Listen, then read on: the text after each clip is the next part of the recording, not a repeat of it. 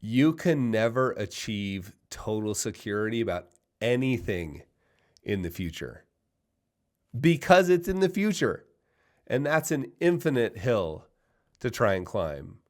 And it comes at the expense of actually having a good time now. You actually miss your life while you're trying to protect it. Greetings. This is Carl, and you're listening to another episode of 50 Fires. And today, my guest is Oliver Burkeman. Oliver is one of my favorite writers. He's the author of 4,000 Weeks Time Management for Mortals, a book I absolutely loved. And his most recent book, Meditation for Mortals, is equally as good. But this conversation is not about productivity, and it's not even about meditation. It's about money, and it's about time. And the invisible ways we trade one for the illusion of control over the other. And as any good conversation does, we got deep into class, Oliver's relationship with money in childhood, his favorite stationery, and even a mention of his favorite notebook, which will be very controversial, and why a British vacation involving Nutella and French fries became a lesson in letting go. And what I loved most about this conversation was there are no tidy answers, right? This is a conversation about questions that we just need to live with, questions that we need to come up with answers for ourselves. So it really, in that sense, holds a mirror up and asks, are you using money to make life better? Or are you just delaying living it? So let's dive in to my conversation with Oliver Burkeman.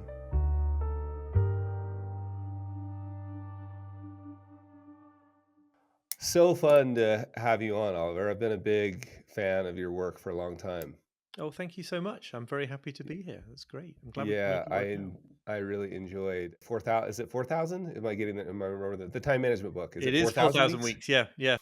Yeah, no, I thought that was awesome. It's funny, we talk about, like, one of my favorite jokes around in some of the media businesses that we run is, how many time management books do you need to read before you realize, like, a 3x5 card with a list of, like, it feels like time management books can be our favorite place to hide from actually doing anything with our time. Yes. No, certainly. And this was my case. This was my personal experience for a very long time. Yeah, That's why yeah. I loved your book. But yeah, what's the other corollary? It's like, if I just watch one more YouTube video about how to deadlift, I don't have to go to the gym. This will be great. Yeah, right. Exactly. Exactly. Yeah, and It's, where yeah. are you today? Where we're in, we live in the North York Moors, which is a very beautiful part of northern England. So beautiful. Yeah, no, it's lovely. Yeah. Well, what would be fun, Oliver, is what's your earliest memory of money? Wow. What's my earliest memory of money? I mean, what's coming to me is the kind of ways that I was doing things when I was probably 8 or 9 that looked in some is sort of extremely childlike way, like you know, running some kind of business. Making I remember making and selling what would you call them in America? Ice lollies, Mm, ices, right? like With a group of popsicles. Right, exactly. With a group of friends that I grew up in adjoining houses with, to our parents and siblings and indulgent friends, and wouldn't have passed the sort of health and safety inspections or anything like that. But um, I remember charging them money for that. Oh, an earlier memory I have, I think, probably is buying uh, individual sweets, candies, in or having them bought for me, I guess, in the town where I lived then, that cost uh, half a pence each. Yeah. This is a coin that no longer exists in British currency because it's too small. But I remember half pence sweets. So there's a couple. Neither of them all that interesting or traumatizing. No, it's super interesting. We had Peter Singer on, and Peter actually said the same thing about half a pence lollies. Ha! There you go. Right. So there's something you and Peter Singer have in common in terms of your thought patterns. Yeah, no, I vividly remember those, and I remember in general, the a kind of a sort of thing that you would find both in sweet shops and in kind of shops that sold toys or little bits of stationery supplies or something, where it would be really possible to buy like tiny individual things for a penny or for Yeah, 2 pence.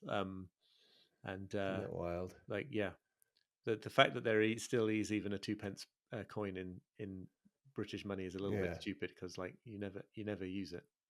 yeah. When you were, I mean, if you fast forward just a little bit, like when you were in, we would call it middle school here. I don't know what the equivalent is, but maybe like 13, 14. The really Right, awkward right, years, right. The lower end of secondary school. Yeah, in yeah. secondary school.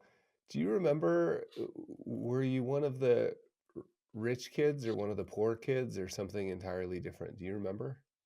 Yeah, I do remember. I think by the standards of the school that went to, I would say rich. I don't think I grew up. I don't wouldn't use the word rich to describe how I grew up, but then maybe very few people would. I don't know, short of Hmm. oligarchs and billionaires. But yeah, I went to a comprehensive school, which is a public school in the UK, in the US sense, that admits everybody in its area. But there was very clearly a sort of a, a divide, not a particularly hostile divide, but there was a distinction between the kids who were like me, what I would call middle class. I think again, translating into American, that might be upper middle class, Mm. um, and the kids who were from less well-off backgrounds than that. This is interesting. You started off asking me about money, and so I immediately went to coins and selling and buying. But this is a question about class, and Hmm. this is like, as you know, absolutely central core concern of British culture. And of course, it's very closely linked to money, but I hadn't really thought of it as being when you asked that question. But yeah, no, I grew up what the British would call middle class as opposed to what the British would call working class. Yeah. How did you know that? I think that for me, what I knew was less overtly to do with money, right? It wasn't to do with the fact that we got to go on a whole bunch of vacations every year and other kids didn't, because actually, we went on some pretty modest vacations when I was young. Um, camping and such like. It wasn't reflected in any sort of level of luxury that I can recall, but it was something more to do with like what the kind of things that we were interested in, right? Like Hmm. you went to Hmm. see plays and you read there was a I mean the newspaper that we got at our on our breakfast table every day, which in our case was the Guardian, which marks us out as sort of liberal left side of this stratum. But it was a broadsheet newspaper, right? And so the size of your newspaper is a class indicator, always was a class indicator in the UK. Really? Right. Newspapers with wide sheets and small type, and then tabloid newspapers. I mean, this exists still in the US context, right? It's the New York Times Sure. versus the New York Post. Sure. Um, One of the few places where it does still exist, given what's happened to newspapers in the interim. Yeah. But Yeah. and Chicago, I know, has similar sets of newspapers in other places. But the so that kind of thing was a big indicator. And I think it's important if we're really going to go deep into my exact configurations of my childhood. It was also that sort of uh, progressive-ish, liberal-ish side, rather than there's obviously a there's obviously a kind of well-off and quite conservative strand in the British class system as well that I was equally alien. Uh, that was equally alien to me. And then when I went to university, I hope you cut some of this out. This is like far too much in-depth biography. But when I went to university, I went to Cambridge, very Mm. fancy, Mm. ancient university, and then I was sort of that was a reconfiguration for me, because then I was most definitely not among the uh, like wealthiest people in my milieu or anything like that by a long way. Tell me a story about that. Like, this is so one of the goals of these conversations is really to provide different perspectives on money, right? We all sort of swim in the same water depending on where we live or maybe our families. And my experience in New Zealand and my experience in London and traveling elsewhere, I would bump up against things and just be like, wow, I didn't know. And we spent some time at Oxford and Cambridge Right, while we were there. And I just remember thinking there's something going on here that I do not understand. So right. from the perspective of class or money, tell me a story or two about how did you learn that you were like it was a you use the word reconfiguration, like what happened to help you with that or to force you into that reconfiguration? Well, when you, certainly in the late 90s, when you arrived at Cambridge University, as someone from a state school, as I was, as opposed to a private school, or what the British very confusingly call public schools, meaning not public schools. Right, right. Uh, the You're immediately sort of made aware that there is a large contingent of people. I mean, these days it's changed in a good direction, but I think it was still the case that I was in a minority as someone who'd been to a state school, and you're immediately surrounded by the sort of pomp and circumstance of a tradition that is intimately linked to sort of Eton College and all Mm. these other um, famous public schools, where the possibly unfair caricature would be that kids as young as 8 and 9 know they're going to Oxbridge, whereas like I had to study really hard for my exams that I took when I was 17, 18, and get the right results if I was going to have any chance of Mm. uh, of getting there. And then you find yourself going to the dinners that at Oxbridge they call formal hall, where once a week or different And is frequencies. Oxbridge, you're just saying Oxford or Cambridge? Yes, exactly. Sorry, yes, Okay, that's just perfect. Just yeah. the abbreviation. So at Cambridge, you find yourself going to what's called formal hall, which is a sort of meal consisting of everybody at your college. The college is a subsection of the university, so several hundred students, uh, all like wearing formal attire and gowns in an ancient dining hall, being served food at long, hard, sort of, I don't know, mahogany or something tables by serving staff. And of course, this totally coexisted with a very ordinary student life, right? Where you're, you know, heating up ramen from a packet in a microwave in the halls of residence where you live and everything. But it but then like for little sections of it, you'd suddenly be in like Brideshead Revisited. You'd suddenly be in a classic masterpiece theatre, historical drama.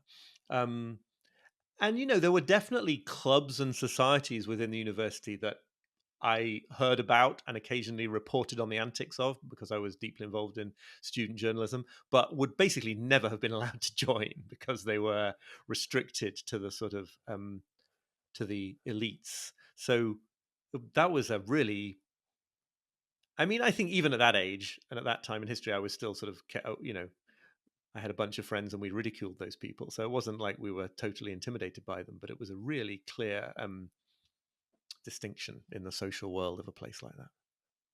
Tell me about ridiculed. I'm curious about just like how you dealt with that. So it wasn't, what did you say? We weren't intimidated.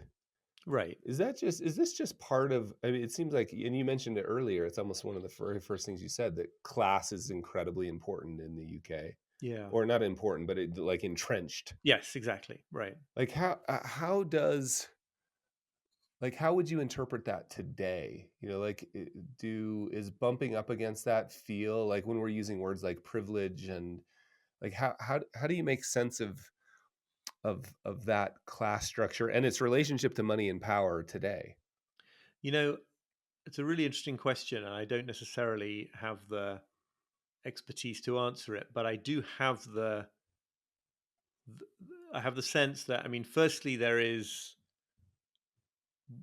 really widening inequality in this country, like there is across the developed world and in the US, um, and sort of powerful forces of resentment that Mm. build up as a result of that inequality, Mm-hmm. and uh, forces of kind of xenophobia and anti-immigrant feeling that I would say largely wrongly are where those kind of very understandable resentments get channeled, when they should probably be channeled towards the class system itself, rather than to Mm. other people at the bottom of Mm-hmm. that system. But so that thing is very familiar now across Europe, across the US, and then there's this kind of distinction at the top of the British class and money system between essentially old money and new money, right? Mm. And I think that Mm-hmm. again, I'm not an expert, but the sense I have is that um, there's been a sort of rapid and accelerating replacement of people whose money comes from the fact that they own large landed estates and have several earldoms in their history, and Mm. closely related to the Duke of Devonshire or whatever, with people whose money is made in financial sector in London, and overseas, and London obviously functioning as a sort of controversial center of a lot of that, in a way that's often seen as insufficiently regulated, and Mm-hmm. all the rest of it. So I don't know. I don't know where I'm going with this.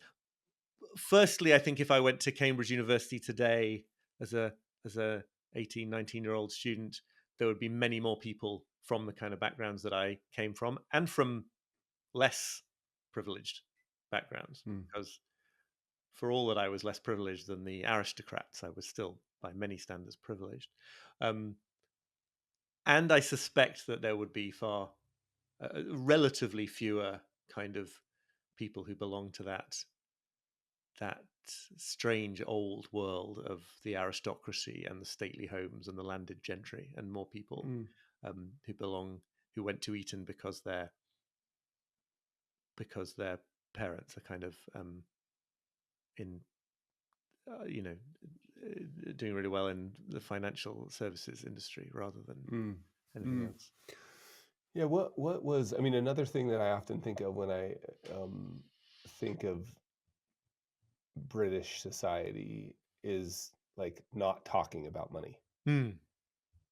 Like what was that like in your home? Do you remember it? Was it like money, sex, politics, and religion, just things we don't talk about, or do you remember money being something that was discussed in your home growing up? Yeah, I don't think that my parents, for all the many ways in which to this day they still irritate me, and I say that to their faces. But no, I don't think they were.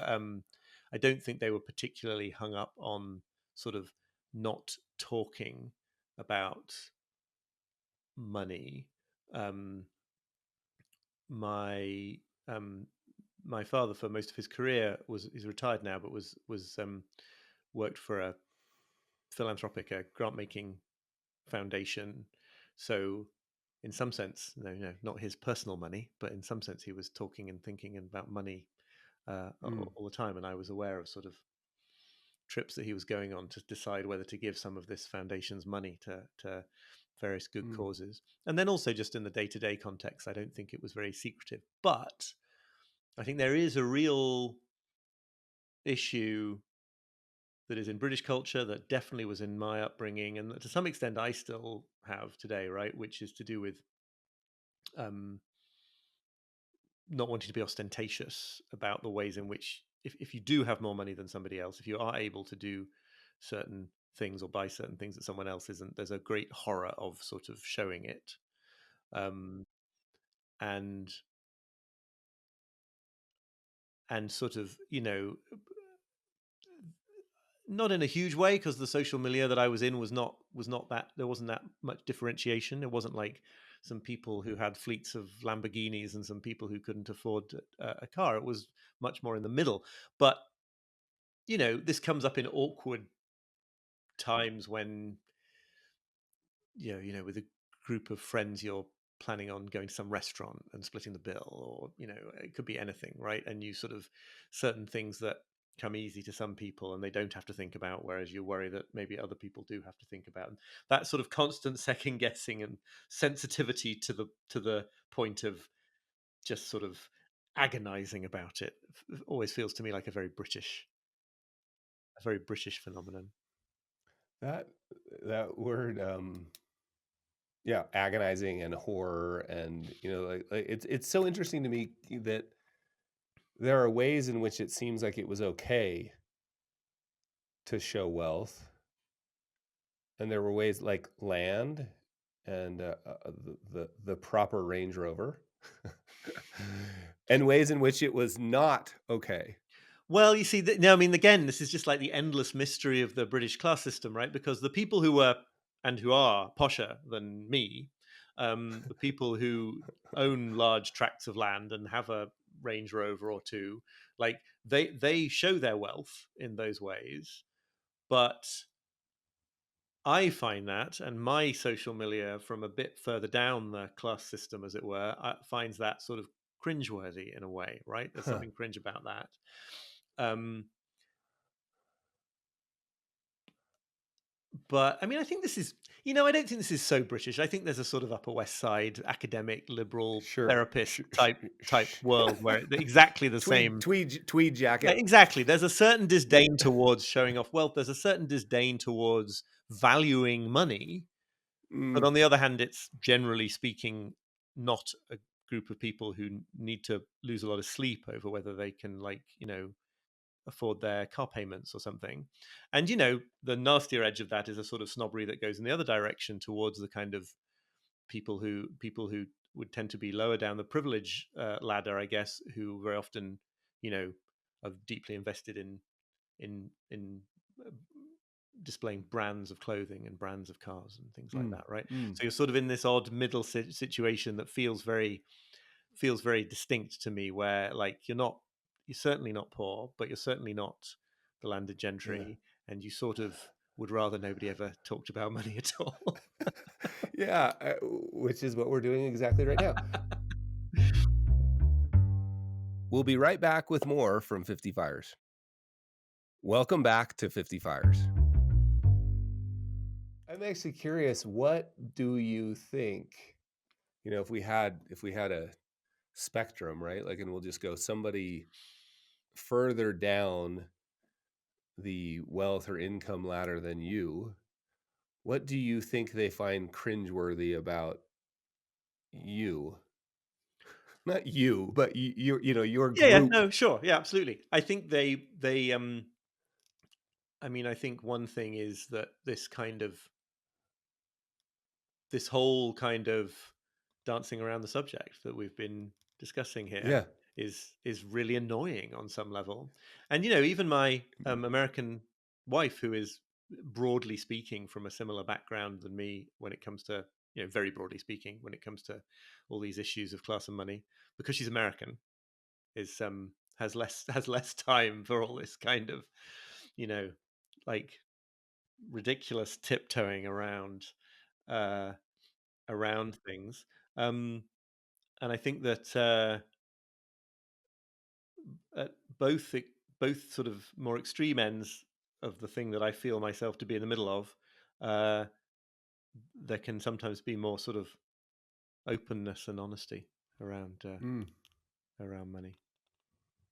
yeah. Yeah, that's interesting. Even it's just interesting even having the time. I'm always careful about the word privilege, but even the privilege of having this conversation, right? Like, Yeah, time to even think about this stuff can be seen as fanciful, or I'm going to use the same word, like cringeworthy to some folks. Like, I can't. What you guys like? I don't. I'm thinking of my wife's grandfather, who's a cattle rancher in Wyoming. right. He actually said to me one day, Yeah. he was like, "Boy, do you need something to do?"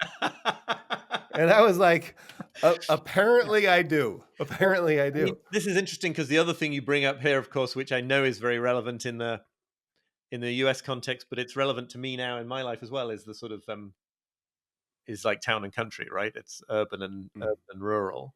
And Mm-hmm. we now live in the middle of a very rural area, which is sort of like working agriculture. And there are definitely people who like sock away a bunch of money in their land ownership and other things, right? It's not all, I don't, it's not like hard scrabble necessarily, although it is for some people.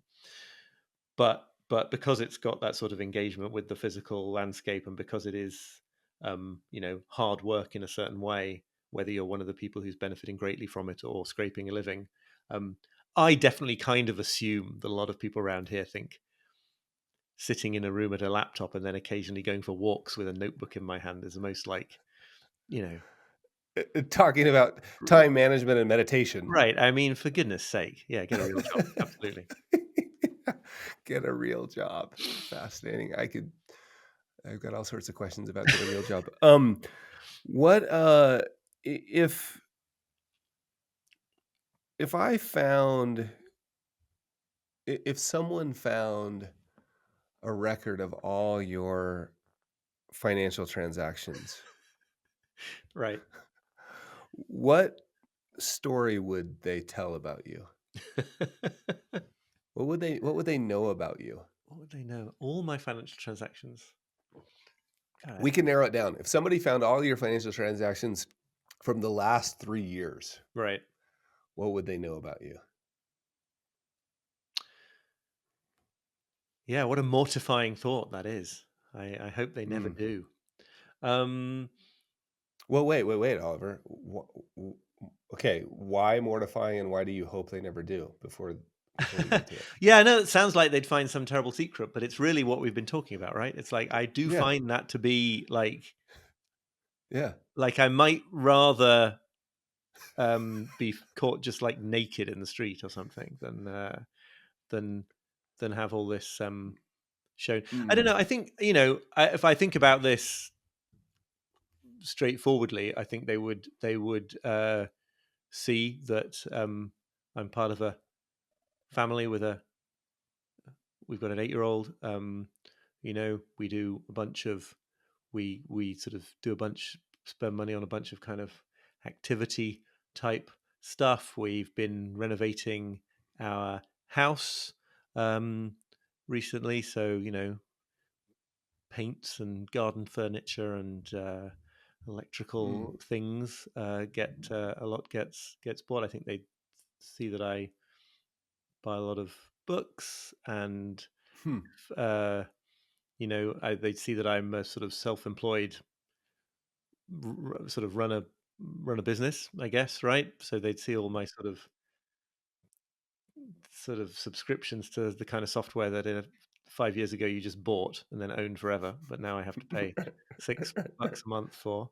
Um, and I think they'd probably see that we were people who, certainly relative to the British average or something, got to eat in restaurants and go on vacations and do nice things to fairly Yeah.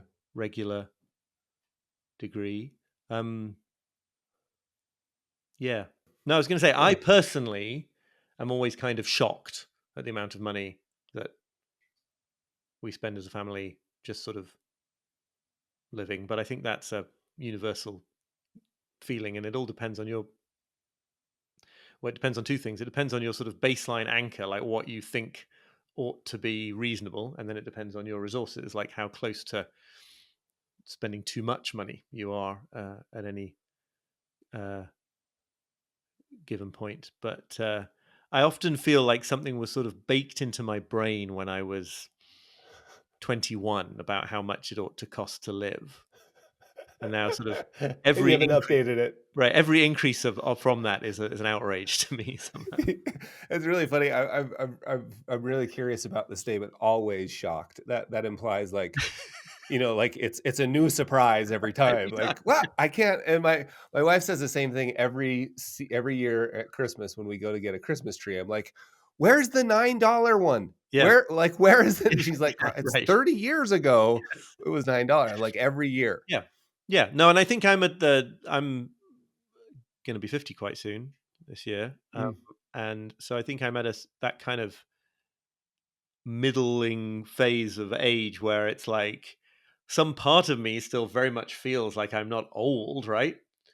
But on the other hand, enough time has elapsed since I first became an adult that like there's been a lot of inflation and a lot of things have Yeah. changed. So I'm constantly in this kind of dissonant situation of like, right, but it wasn't very long ago that the thing cost that. So like, I kind of believe that if I'm lucky to live a few more decades, by then I'll be like, well, yes, things were very cheap then, but that was in the dark ages. Right. Right.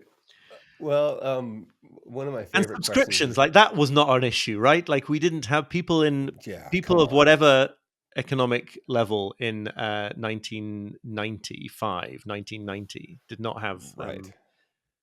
$25 Everything is a sums going out subscription. of their month to run a business or to watch TV or anything. Yeah, right. Yeah. Well, one of my favorite questions is like when we looked at that record of your transactions, is there anything that you'd be particularly embarrassed that they would find? But you've already answered it by saying all of it. Like I Well, was so just it's an interesting question because if I was really embarrassed, would I tell you? But I kind that's of the feel like whole I point. might, which is troubling. But it's a testament to your interviewing skills. I don't know. Let me just think if there's something that is interesting to say Yeah, I've there. I got mean, plenty of time. um, Maybe here, let me give you a little prompt. yeah, Is there anything that's particularly sort of you feel like that's misaligned? I want to align. I want to get that back aligned. Like, right? It yeah, doesn't reflect my values. yeah. That's interesting. I suppose that the category where I feel that is true is in the sort of uh, stream of none of them very expensive, like little bits of stuff from Amazon or elsewhere, for around the house, like supplies that it would firstly make more sense and I would rather go to a local retailer for. Um, and then secondly, things that I'm not even confident one needed in the first place at all, right? That Mm, level of things feels the dissonant mm, one to me. And they're very small. So like, you know, maybe it's not even that significant over the long run. And then I guess the other thing that you would also find is that I like I spend money on stationery. I think that probably isn't dissonant, but like I think a normal person might say like you can get a notebook for $1. So why did you pay 20 for that notebook? do you have a favorite?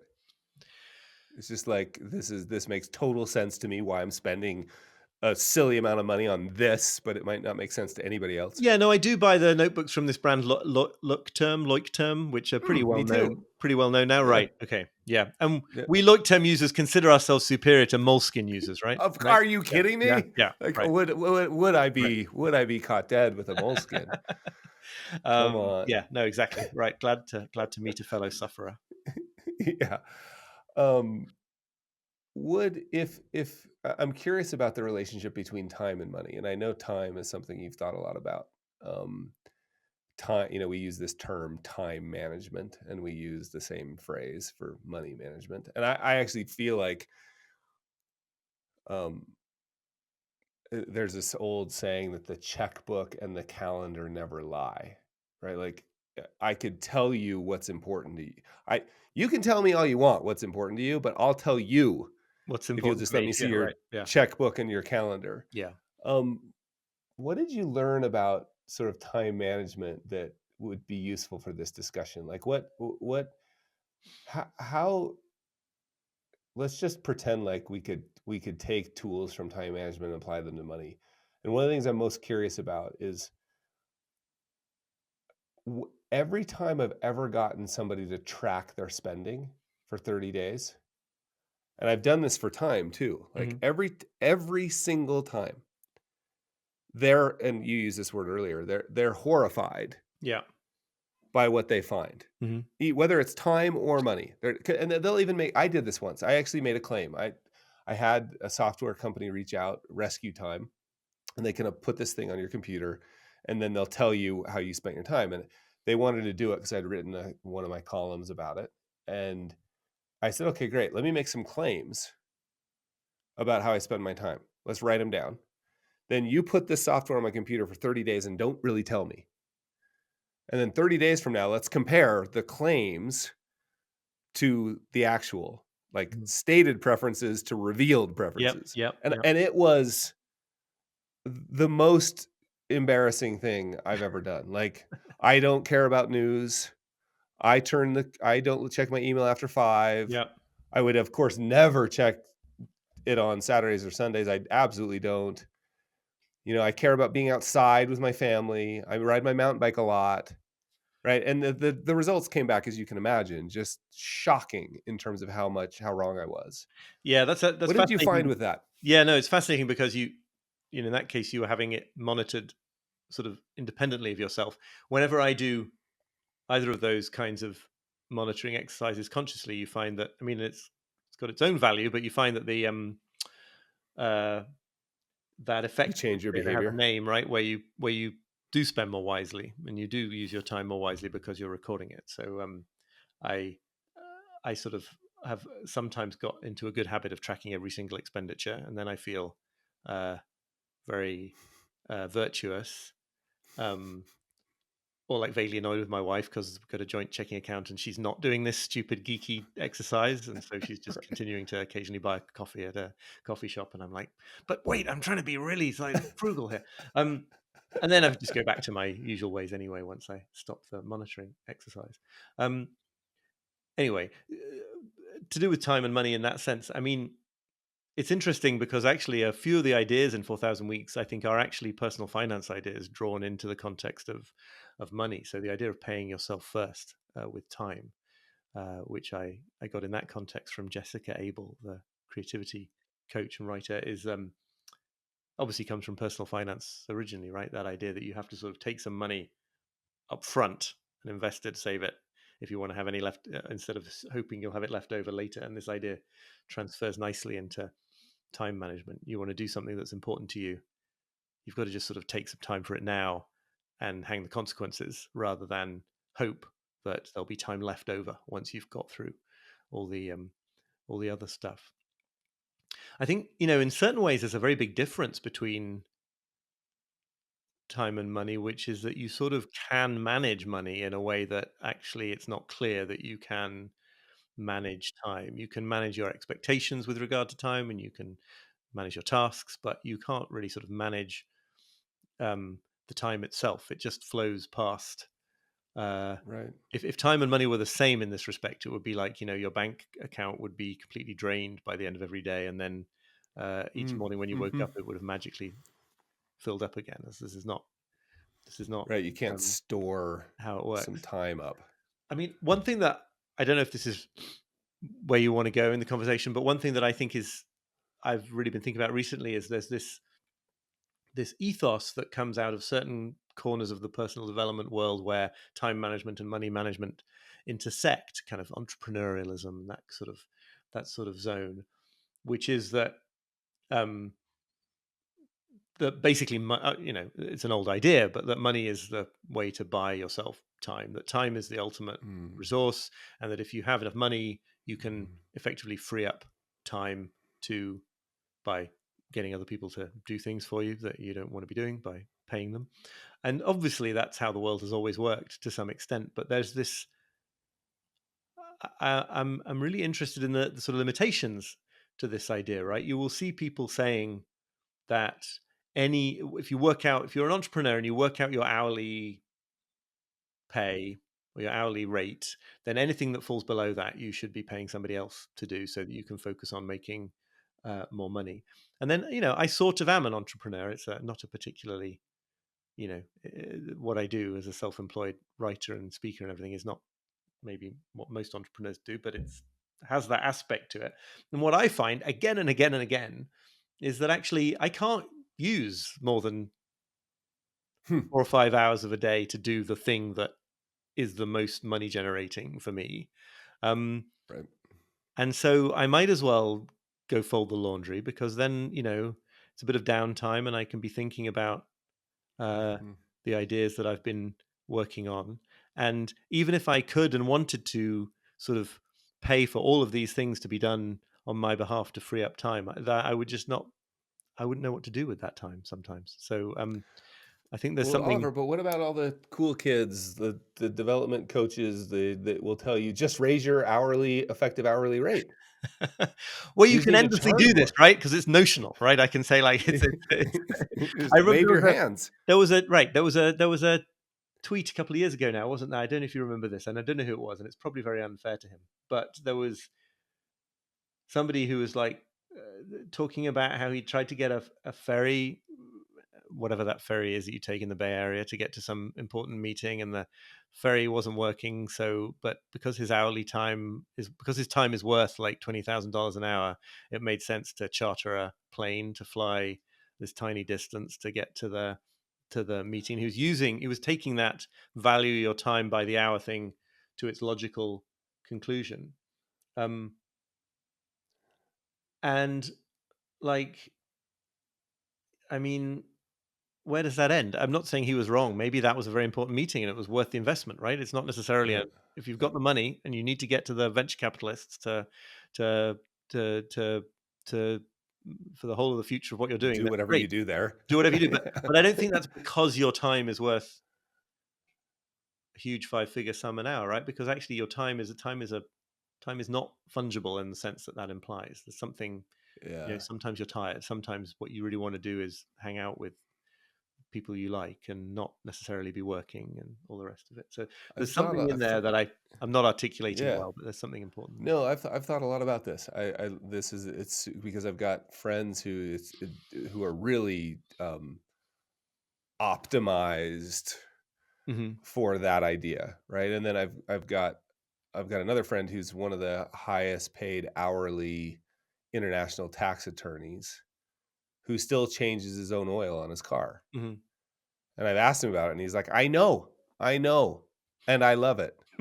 Like, and he's like, I actually don't like it, and I love not liking it. Like, that I love that's I interesting. love the whole process of like being a little grumpy, going out and being like, why am I doing this? And like hurting my hand on the thing, and Yeah, right, the kids exactly. move the wrench. He's like, Yeah, I hate it. Hate's the strong. I really dislike doing it, and I love right. the whole process of disliking it. Yeah. I think loving the process of disliking things is something that is quite close to my heart as well, actually. Yeah, I bet it almost seems like a British idea. Yeah. Yes, to some extent. And then the other thing, I mean, this is just I'm going off at a tangent, but something that I've been sort of putting my toes in the water of doing some kind of I did a couple of like online events where I charged money for tickets and did sort of live classes. And if you, as I'm sure you know far better than me, in this world, you're constantly receiving the advice that you should like just sort of ramp up the price that you're charging. And you get to the point where only like 20 people in your audience could afford what you're charging. But it doesn't matter because 10 people paying that sum is going to like make you, Way it's going to be more your than annual yeah. income. And I just I just run into this kind of mental barrier, which is like, but what if that's not the kind of thing I want to be doing, right? And I think that if I had a really great time putting on these things, I had a very low um, for the sec for the for what it was a very low ticket um, amount, and lots of people did it, and it felt like a great community. And if I was charging like eye-watering sums to a tiny number of people for some kind of um, you know, ongoing class or coaching type relationship, I think I would just be sort of awake half of every night with the weight of responsibility that was involved. Um, even though you know, they might be gazillionaires for whom the money I was charging was a drop in the ocean. So it comes at it all. I guess I'm just bringing that up to say that there are all these different ways in which money is not the straightforward mathematical thing that we're sort of tempted For to sure, think of it as, right? for sure. That last whole that's super interesting because if I was like your if I was your life coach, Hmm. I would say, well, Oliver, that's just a mindset block that we need to work on. We need to like change, hey, we need to wave our hands, and you could charge 10x, but I think what you said, which is really beautiful to me, is but it's not what I want to do. Right, and I'm sure there is a bit of that mindset to I'm be worked on, right? optimizing. Yeah, yeah, Yeah, yeah. I'm optimizing for something different. Right. And I'm sure you wouldn't be wrong if you were my life coach there, right? That there are these Well, I'm issues are not a always life coach, just to be clear. these are always things that you sort of have to grapple with and confront as well. But you can confront them and then decide that actually Right, right, going all right. out on some dimension, some axis is not it's just not what you want to be doing Yeah. with your time on the planet. Yeah, I love the idea of it's something we talk a lot about, which is like, what are you solving for? Right. Or saying like optimizing for what? Hmm. Like if I'm optimizing for freedom or flexibility, that's a much different mindset than optimizing for like if I'm optimizing for time and location freedom. My wife and I just spent the last 10 years doing that, Right. optimizing for time and location freedom. It doesn't mean that it's mutually exclusive from optimizing for financial freedom, but it Right. might be. And if I Right. have to make that trade-off, we made the decision in our case that that trade-off was worth it Yeah. during that time. And so people would say, "But why aren't you?" And it'd be like, "Well, because I'm solving for a different thing." Yeah. Yeah. Right? Yeah. And that's where I wanted to spend just a little bit of time. I've got some other kind of rapid fire questions, but I want to spend a little bit of time on awareness, like because this like what are you solving for, what are you optimizing for, what's important to you. It strikes me that you would have something interesting to say or talk about around getting clear about those things, Yeah. like the process of knowing yourself. Yeah, I think that's a really nice way of putting it. And I mean, what it brings up for me is the there's sort of two layers to this, right? There's the question of where you're headed, and are you headed towards more and more money for the sake of it, and sort of, you know, just being able to look at higher and higher numbers in your bank account. Um, and there's a part of me that is kind of, you know, an anxious person who, if I just default to the easiest path to me, is it's sort of like to think about like I just want to make sure that like security is guaranteed, right? And it's there are problems with that way of living because you're valuing money above everything else. But there's also the question of valuing any future goal too heavily. And so, you know, you could imagine a person who we might think was making a mistake about the use of their time, like working in a terrible, like a job they hated for year after year after year because they're just salting away money, and that's like the thing they're doing. But you could also say that someone who was doing that so that they could enjoy freedom of location or time with their family at the end of that is also making the same mistake, because what they're doing is they're valuing the future. Then there's still a problem there, right? Because I think that a lot of us, I'm one of these people, n- could do with paying more attention to our present. We're endlessly told in sort of self-help personal development world to make decisions for the benefit of our future selves. But Mhm. and we should, but I kind of think that most people who are interested in this stuff to begin with are already pretty good at that. And what they Mm. actually need more help with is Hmm. valuing their present selves. So, you know, I'm aware in my own emotions around money, for example, that yeah, if I just like lived alone and all my worst psychological impulses were left completely unchecked and all the rest of it, um, and I didn't reflect on these things, my tendency most of the time would be to like not have a good life because Hmm. I wanted to be able to be confident that, you know, or ever more confident of future security. And the thing Hmm. that the problem with that is like it's important to have security for your retirement and all the rest of it, but like you can never achieve a sense of total security about Hmm. anything in the future because it's in the future. So, um, you know, that is a sort of an infinite hill to try to climb at the expense of actually having a, a good time. So it always sort of there's always some part of my psychology where I'm pained to spend money on a vacation or an experience in the present because there's still that part of my mind that thinks like, this is terribly unwise. We should be storing it all away for later. But I'm also increasingly aware that like if you really overinvest in that attitude, you miss your life, right? This is What do you, die with zero and all these sure. ideas. What do Of, you do in, so just walk us through, do you have sort of a practice or a mantra or something that you do? Because obviously going on a vacation with you while you are continually worried about spending money would not be that much fun. Not that I'm well, speaking from no. anybody. Nobody's had this experience with me. Don't talk to my wife. But when you decide to go, do you have some way of reminding yourself of like, look, we're doing the thing. We may as well do the thing. Yeah, I mean it's definitely an issue, and I think I do slightly drive my wife crazy with it. I mean, I think we're naming a thing here that is an issue with me, and I'm still sort of Me too, working just to on. be clear. But right, but I think I'm better than I was, and I think that I'm not someone who sort of broods and regrets. I've noticed that, and I think that's just a sort of a fortunate personality type. So, for example, this year we went on a vacation that was all inclusive. Right, we went to a place in Turkey where we hung out by the beach, and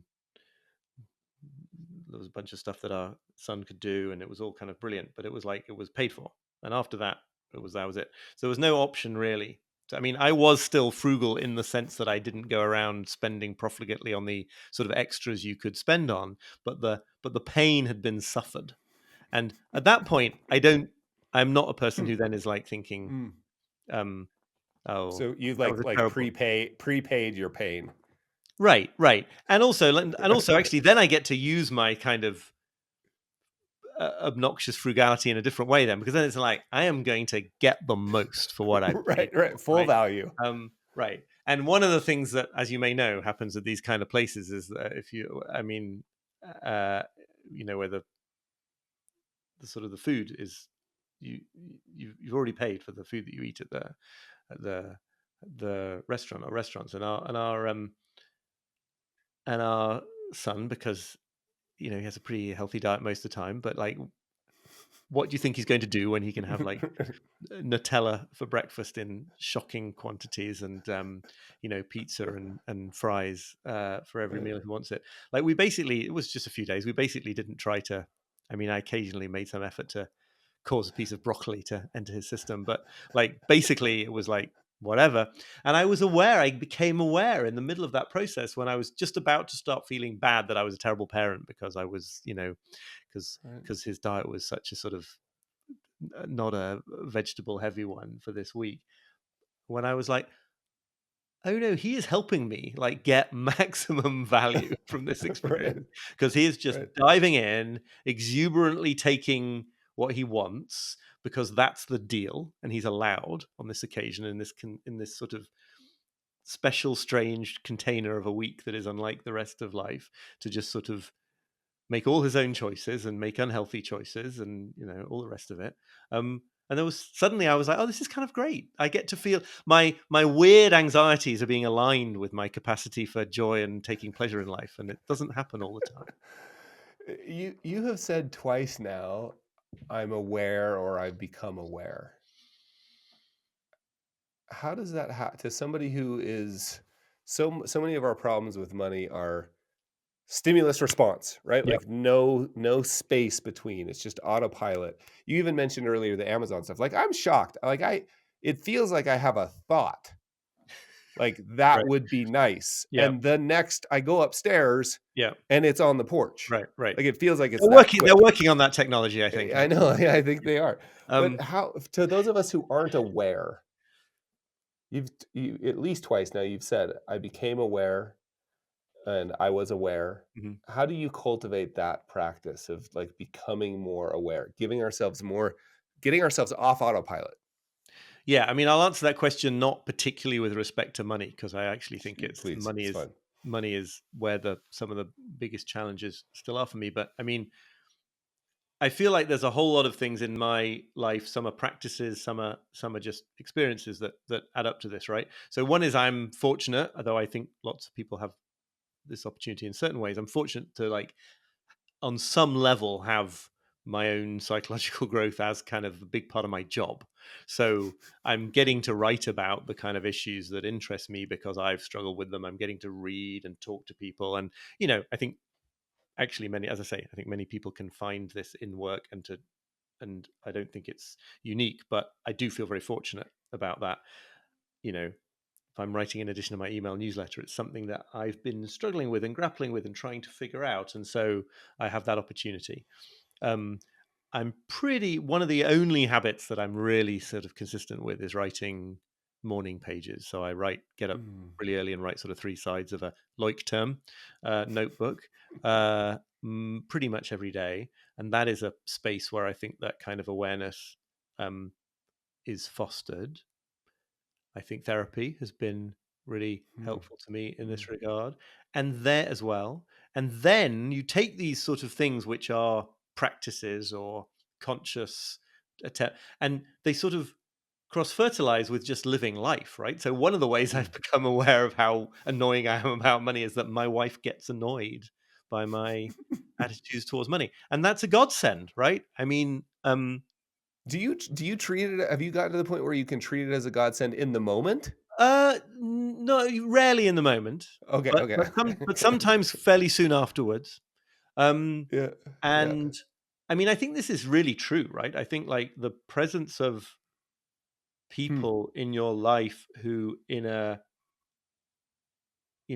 I don't mean in a sort of horrible way, people who will in a sort of loving way, not entirely take all your shit is very, very important. Mhm. Um, Mhm.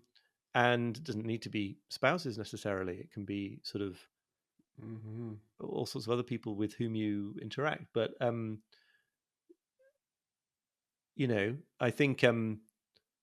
think that's a sort of very useful, the very crucial part of the awareness. No, and I don't mean that we never have any arguments and that I always think like, oh yes, learning experience in those moments. I Right, just right, think that right, like right. the relationships of all sorts are so clearly where the rubber Mm. hits the road in this Mhm. respect. And, Mhm. it even comes up in parenting, right? Because Hmm. um, when do I like, my son goes past some item in a store or some of these little vending machines selling toys at the swimming pool, whatever, and, he just like, he asks for those things. And sometimes it's my job to not just say yes, but sometimes it isn't my job to to say no. Sometimes it's my job to get over myself and say yes. And like he's fascinating about this as well. Talk about children as teachers, right? Because he's sort of like Mm. he just sort of adopts a position of kind of he's got a very savvy notion that like he's going to ask. He knows I'm going to say no most of the time, but therefore it's a numbers game, and he needs to sort of seems to There keep starts the asking. negotiation. Right? No, absolutely, he's a great negotiator. And if he asks after like if can I have one of those things or something, and I say yes, he'll be like, "Can I have two of them?" And he knows what he's doing. I'm like, "No, you can't." But like, I sort of respect the idea that you Right. and he's not going to be upset that he can't have two of them. He's not. I don't think that he's sort of like that. But he's just sort of, and on some level, instinctively, I think he is sort of gently and quite humorously for an 8-year-old pushing buttons in me that Yeah. that's a little easier to take because it just feels so like it's done as a joke. But like, yeah, I'm sure that I'm coming off in this conversation as my best self in the responses to Sure. these things. Sure. Sure. Of course. There are other. We'd I have expect other. nothing different. I have other responses. Yeah. Oliver, as we wrap up here, I'm curious, if you, because you're a writer, quite a good one and witty. If you Thank had to you. write a job description for money, right? If you had to write a job description for money, what would it say? Well, firstly, I'm not a good writer in an improvisational, extemporaneous context like this. I fret and worry over my sentences forever. But job description of money. What should money be What is money's job? doing? I think money's job is to, or let me say, should be to sort of bring more life to life, right? I think money's Hmm. job that should be to. I love that idea from the old that old book, Your Money or Your Life by Mm. Vicky Robin, about money as life energy, right? I mean, I think Hmm. obviously there are people for whom bringing life to life, that weird phrase I just used, means putting food on the table and staying alive, absolutely. But then I think the thing I would be proud to be able to have said at the end of my life about how I had related to any money on top of that would be that I would have used it to sort of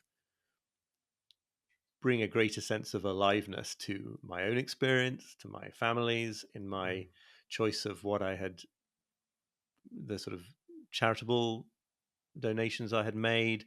Like that seems to me to be really important here, right? It's like it's got to be fuel for life rather than fuel for a sort of illusory future security. Again, even though some level of being prudent about money in order to have a more secure future is essential, but that can't be the reason. The reason is so that when you get to that part of your life, you can also be fully alive. Mm. Any of that make any sense at all? That's perfect, Oliver. I can't think of a better place to finish. Thanks for the conversation. Oh, my pleasure. I have really enjoyed it actually, even though it's a topic I would probably not have expected to enjoy talking. Rather avoid. Yeah, Right. Thank you, Oliver. my pleasure. Thanks so much, Carl. Hey, it's Carl. So I'm still reflecting on this idea. And it was a statement Oliver made. And I was like, are you sure? Are you sure? You could never achieve security about the future because it's in the future, right?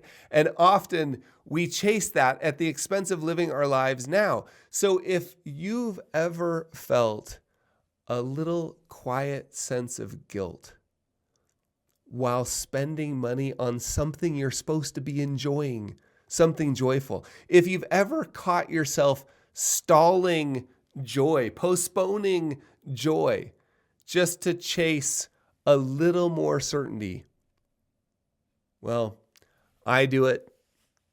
Turns out Oliver does it. And maybe you do too. But maybe, as Oliver pointed out, there's an invitation here. The fire of this episode is simple. What would it look like to stop waiting for your life to be perfectly secure?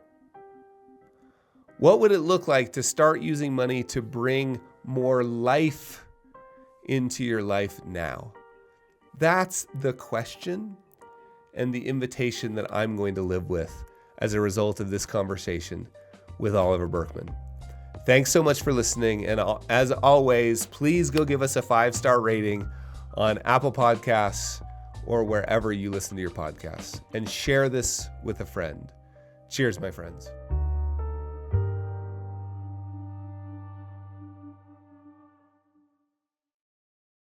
The views, information, or opinions expressed in the series are solely those of the individuals involved and do not necessarily represent those of Chip and Joanna Gaines, Binel Audio, nor Magnolia.